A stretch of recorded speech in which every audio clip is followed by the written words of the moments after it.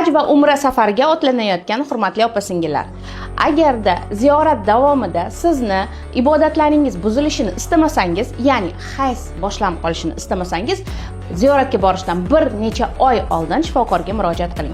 Chunki ko'pchilik ziyoratga borgandan keyin, hayz kelib qolgandan keyin o'tib berilayotgan narkolot yoki defoston preparatlarni qabul qilish vaqtida qaytib kelishgandan keyin hayz sikli buzilib ketyapti va vohlik klimaks holatlari, bepushtlik holatlari kelib chiqadi. Agarda aynan sizda bu narsa bo'lishini istamasangiz, bir necha oy oldin kok preparatlari, ya'ni strelkali ichadigan preparatlarni ichishni boshlab, oxirgi tabletkasi tugagandan keyin hayz kelish kerak kuniga yana keyingi upakovkani ichishni boshlasangiz bo'ladi. Shunda siz bir oy hayz ko'rmaysiz va bu holatni 2-3 marta qaytarsa 2-3 oy hayz ko'rmasligingiz mumkin. Lekin preparatlar to'xtatilgandan keyin sizda hayz siklida kasalliklar kelib chiqmaydi. Mioma, kista, o'simtalar hosil bo'lmaydi. Umra yoki hajga borishni niyat qilib yurgan ayollarga ushbu videoni yuborib qo'yishni unutmang, sizga ham savob bo'ladi.